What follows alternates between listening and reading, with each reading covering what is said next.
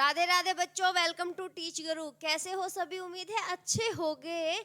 और सबके दिमाग में एक ही सवाल आ रहा है, जैसे कि आपको मेरे पीछे नजर आ रहा होगा, डी ट्रिपल एस बी की टीजीटी और पीजीटी की भर्तियां जोरों पे चल रखी है। सबने एप्लीकेशन फॉर्म भर दिए, पीजीटी भी एस्पिरेंट सारे के सब अवेयर हो गए हैं।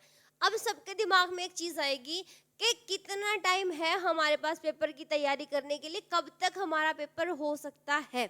ठीक है, तो ये चीज अगर आपको पता हो कि हमारे पास 4 महीने हैं तो आप कितनी स्पीड से पेपर करोगे, 2 महीने हैं तो कितनी स्पीड से तैयारी करोगे, और अगर 6 महीने हैं तो कितनी स्पीड होगी आपकी प्रिपरेशन करने की एग्जाम की, तो आपको आइडिया लग जाता है कि इतना टारगेटेड हमारे पास टाइम है, इतना टारगेट हमारा जो हमने पढ़ना है वो कंटेंट है। ठीक है, उसके हिसाब से आप शेड्यूल बनाते हो, कोई कोर्स लेना चाहते हो, ये सब हम किस बेसिस पे करते हैं। अगर ना एक ही महीना दे दिया जाए ना, तो आधे बच्चे तो कोर्स भी नहीं लेंगे, कहीं से कहेंगे एक महीने में हम क्या ही पढ़ लेंगे, क्यों पैसे खराब करने। ये सब बच्चों के दिमाग में आने वाले थॉट हैं। तो उनके इन सारे थॉट्स को कम करने के लिए या मतलब ख़त्म ही करने के लिए आपके एक सवाल का जवाब होता है कि हमारा पेपर आज हमने एप्लीकेशन फॉर्म भरा है तो कब तक होगा कि हम हमारी तैयारी कर सके। क्योंकि देखो, पीजीटी वाले बच्चे होंगे, कहीं ना कहीं पढ़ा रहे होंगे, तो उनको पढ़ाने के साथ साथ पेपर की तैयारी करना मुश्किल हो सकता है, तो वो क्या करते हैं, कई बार लीव ले लेते हैं, अभी 6 महीने नहीं आ पाऊंगा मैं, 6 महीने बाद मैं किसी स्कूल को कंटिन्यू कर लूंगा। क्योंकि बहुत प्राइवेट स्कूल है, हर पीजीटी एस्पिरेंट कहीं ना कहीं पढ़ा रहा होगा, तो उनको अगर ये पता चल जाए कि मेरा पेपर 6 महीने में होना है या 8 महीने में होना है या 1 साल लगेगा या 2 महीने लगेंगे, तो वो उसके हिसाब से अपनी प्रिपरेशंस करता है। तो आपको एक थ्रू आउट जो एनालिसिस किया है हमने डी ट्रिपल एस बी के पिछले नोटिस को देख के, उनके एग्जाम डेट को देख के, तो उसके बेसिस पे हम एक आइडिया लगा के आपको बता देंगे कि हो सकता है इस महीने और इतने दिनों बाद आपका पेपर कंडक्ट करवा लिया जाएगा। तो आ जाओ भाई, इसी जर्नी पे आगे बढ़ते हैं। तो मेरे पीछे आपको एक नोटिस नजर आ रहा होगा, नोटिस की शक्ल देख के आपको पता चल गया होगा दिल्ली का नोटिस है। एडवर्टाइजमेंट था भाई 02/23। इस एडवर्टाइज में ये निकला था 2023 7वें महीने में। ठीक है, माने के जुलाई में आया था।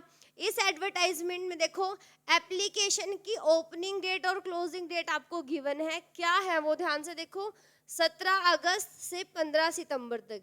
माने 17 अगस्त अगर किसी बच्चे ने माइंड बनाया है मेरे को डी ट्रिपल एस बी में एप्लीकेशन फॉर्म भरना है, तो वो अवेयर हो गया होगा, उसने 17 को फॉर्म भरा होगा, 18 को उसने यूट्यूब सर्च करी होगी कि मुझे कहाँ से पढ़ना है, किस टीचर का मैं कोर्स लूँ, डेमो देखे होंगे, प्रीवियस ईयर देखे होंगे उसने, 19-20 तक वो कोर्स लेके पढ़ना शुरू कर चुका होगा। ठीक है, ये हमने मान लिया, क्योंकि अगर ये नहीं मानेंगे तो उस बच्चे का सिलेक्शन भी नहीं हुआ होगा। ठीक है, जिसने तैयारी कर दी होगी फॉर्म भरने के साथ ही वो सिलेक्शन ले भी गया होगा। ठीक है, तो आपने देखा 17 अगस्त से शुरू हो गई अभी जर्नी। उसके बाद इस वाले एडवर्टाइजमेंट में आप देखोगे तो पीजीटी की आपकी वैकेंसियां थी। ये देखो, PGT agriculture male, fine art की, ग्राफिक की, संस्कृत की। आगे भी बता देती हूँ मैं, कंप्यूटर साइंस टीजीटी की भी थी, और पीजीटी इंग्लिश और मेल फीमेल दोनों में थी। ठीक है, तो आपको इस एडवर्टाइजमेंट में क्या मिला पता, कब एप्लीकेशन ओपन हुए, कब क्लोज हुए, और पीजीटी की और टीजीटी की वैकेंसियां थी। और ये सबसे लास्ट है, ऐसा नहीं है कि मैंने कई 5-6 साल 10 साल पुराना डेटा उठाया, ये पिछले ही साल का है।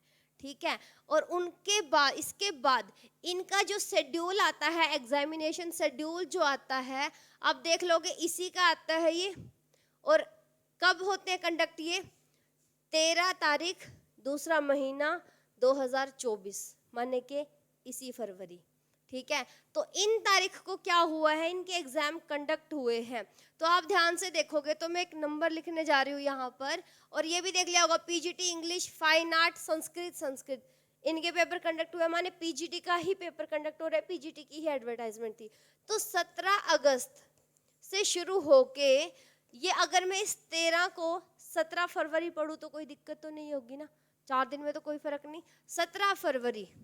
ठीक है, तो यहाँ पे एप्लीकेशन फॉर्म भरे गए तो इस डेट में आपका पेपर हो चुका है, ये हमने मान लिया। तो आप ध्यान से देखोगे कितने महीने, अगस्त, सितंबर, अक्टूबर, नवंबर, दिसंबर, जनवरी। ठीक है, और फैब में तो पेपर ही हो गया, तो इसको और इसको मिलाओगे तो एक ही महीना, तो टोटल कितने, 6 महीने में आपका क्या हो गया है, फॉर्म भरने के बाद पेपर कंडक्ट करवाया जा चुका है। इसका मतलब क्या? इसका ये मतलब कि जो अब वैकेंसी निकली है 2024 में 9 जनवरी को एप्लीकेशन ओपन हो गए हैं दिल्ली की वैकेंसी पीजीटी की। टीजीटी की 7-8 फरवरी से पोर्टल ओपन हो जाएगा, तो पीजीटी वाले भी और टीजीटी वाले भी सभी इस वीडियो को देखें, क्योंकि सबके लिए बात तो सेम ही जाएगी ना। तो अगर आपका 9 जनवरी को पोर्टल ओपन हुआ है तो जनवरी के बाद भाई फरवरी, मार्च, अप्रैल, मई, जून, जुलाई, तो जुलाई में आ जाओ। हो गए 6 महीने हो गए, नहीं हुए तो 1 महीना और आगे चले जाओ। तो ये मान लो कि 9 जनवरी के बाद पूरे 6 महीने बाद पूरी उम्मीद है कि पेपर कंडक्ट करवा दिया जाएगा। पर एक सवाल आ जाता है सबके दिमाग में, वो क्या? वो ये देखो, ये वैकेंसी है, आपको पता ही है।